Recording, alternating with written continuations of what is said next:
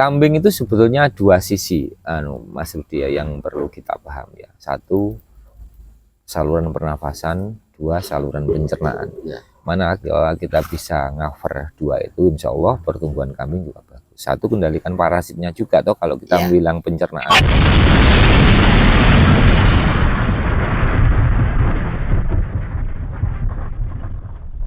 Ada pembuatan ini memang untuk kandang-kandang tempe sama misah yang dua-dua isi dua-dua itu kita bisa. Bahkan ada yang isi empat ya.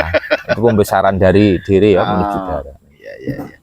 Jadi di lokasi ini pun nanti rencananya pun juga akan dibuat seperti tempat edukasi seperti itu. Edukasi. Ada warung kopinya di sini. Terus ini ada kandang. Nanti kita pelebaran lagi kayaknya di sini nanti ke arah selatan. Bahkan mungkin tidak menutup kemungkinan kalaupun juga ini berjalan yang saat ini buat lahan HMT itu mungkin nanti kedepannya juga bisa kemungkinan dibuat kandang juga. Sana ada kayaknya ini HMT lagi, di sana juga ada dekat pohon jati itu ada HMT juga.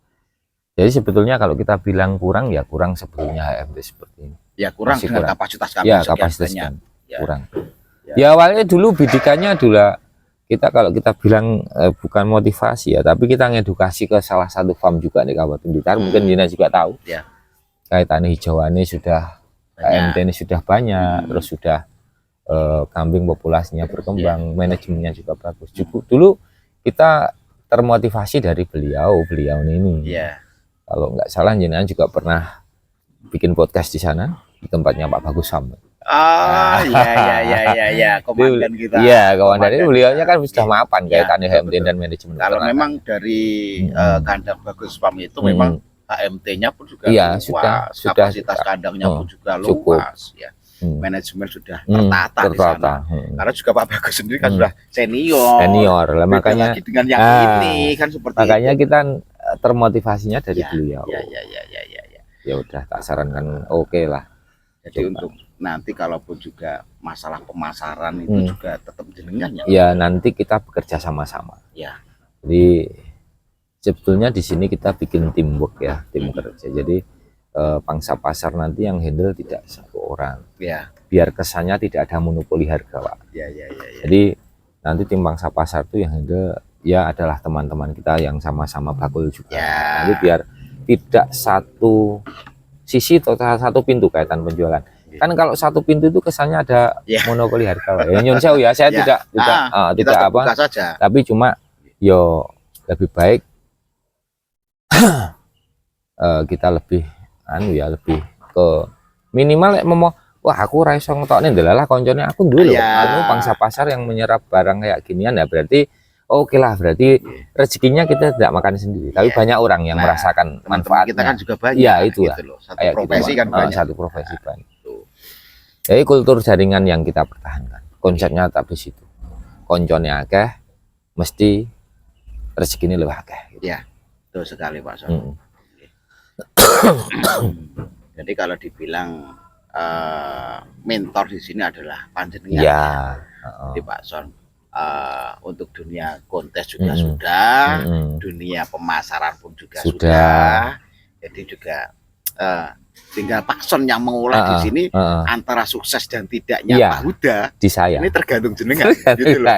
Jenengan nanti arahnya kemana Pak Huda kayaknya sudah ngikut jenengan aja. Gitu loh. Ya cuma kalau kita ngomong ini dengan pembelian ini sekian minimal dari spesifikasi atau kalau kita bilang bahasa bisnisnya saham ya.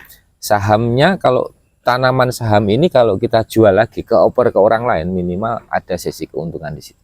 Itu sudah poin nomor satu. Jadi makanya saya terus bilang ke teman-teman, kalau mau ngonsep arah breeding, kalau bisa cari materi itu bagus, tapi dalam artian belum barang yang siap atau jadi.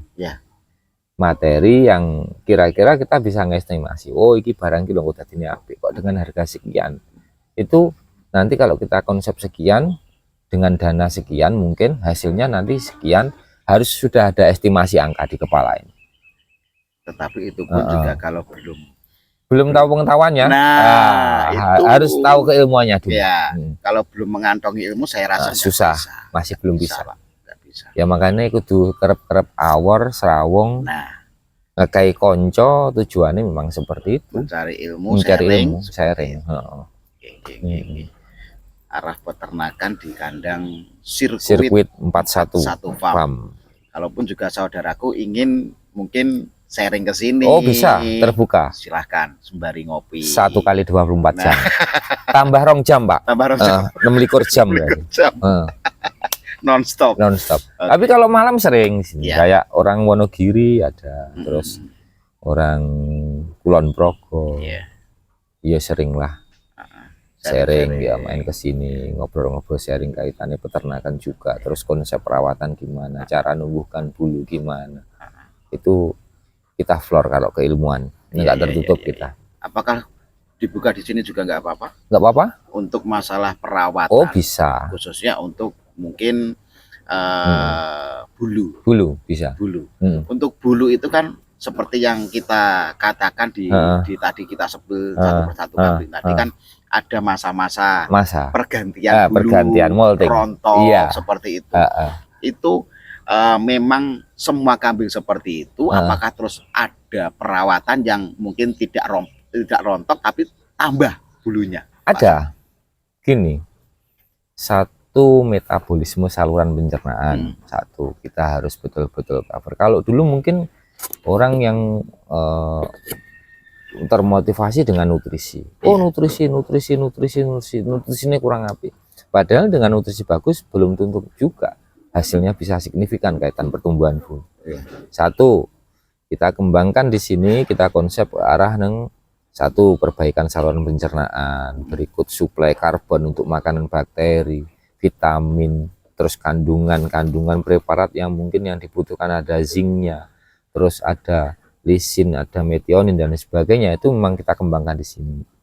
Jadi kaitan pertumbuhan bulu insya Allah mungkin produk yang sudah ada yang orang ngambil dari saya langsung, ada yang orang ngambil dari saya terus dikembangkan juga ada banyak. Itu ada, memang obatnya ada, kita khusus sedia. Ada. Itu berbentuk serbuk atau aslinya serbuk, atau serbuk, tapi cara memasukkannya ada yang pakai media susu, ada yang pakai media comber dan sebagainya, tergantung apa itu, pokoknya media aja, susu sama comberan itu. Iya. Kalau pemakaiannya irit banget, cuma 1 pucuk sendok makan aja untuk sekali masuk. Setiap hari 2 kali.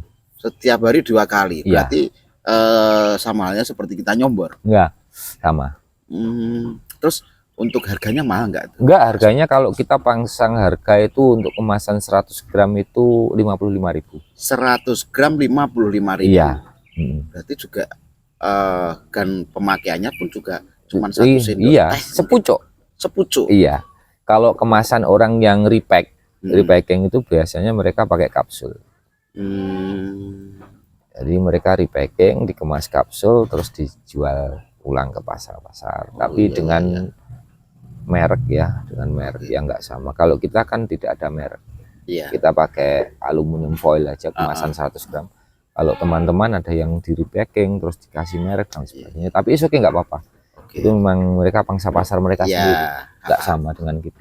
Jadi untuk saudaraku kalaupun juga nanti berminat mungkin untuk penumbuh bulu ya seperti itu ya. Iya, kalau kita bilang sebetulnya bukan penumbuh bulu. Bagaimana? Perbaikan saluran dan metabolisme saluran pencernaan. Sehingga kalau pencernaannya bagus, proses nutrisi terserap dengan bagus, itu bisa membantu menumbuhkan bulu, bisa lebih lebat, atau bulu yang tidak lebat bisa menjadi lebat. Nambah gitu. Sayangnya nih tadi sampelnya nggak ke bawah. Sebetulnya ada sih. Ada. Obatmu bulunya sih obatmu bulu sih. Siap, oke, bisa nanti. Kalaupun ada yang berminat nanti bisa menghubungi Pak Son. Bisa. Pak Son GP. Nanti nomor WA-nya kita cantumkan di link deskripsi. Bisa.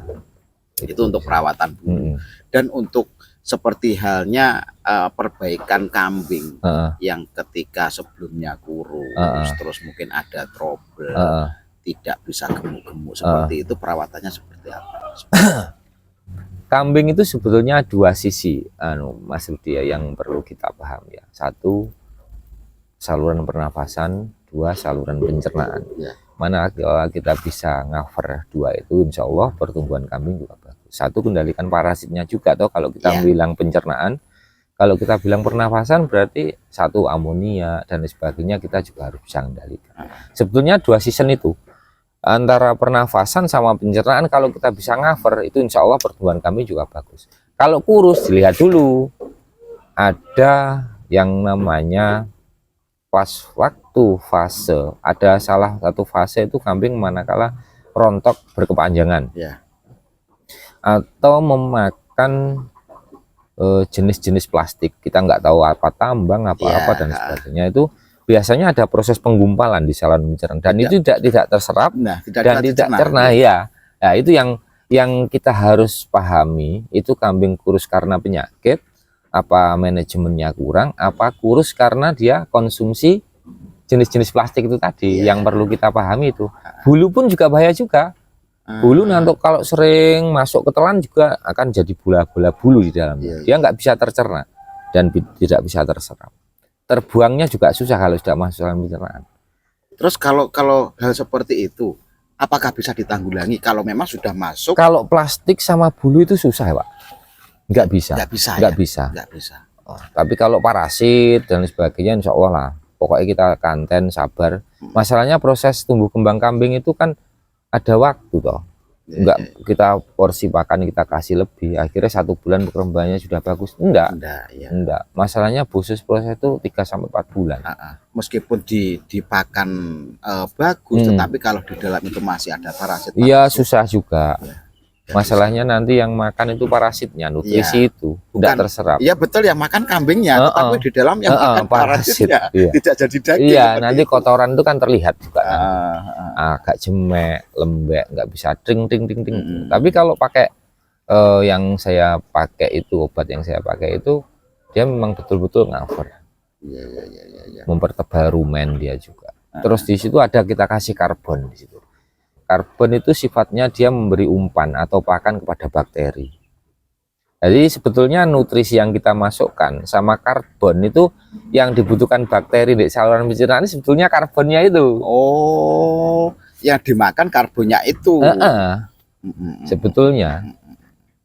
Jadi untuk bakterinya itu nggak makan gizinya dari yang dimakan kambing. Iya, karbonnya itu yang kita butuhkan.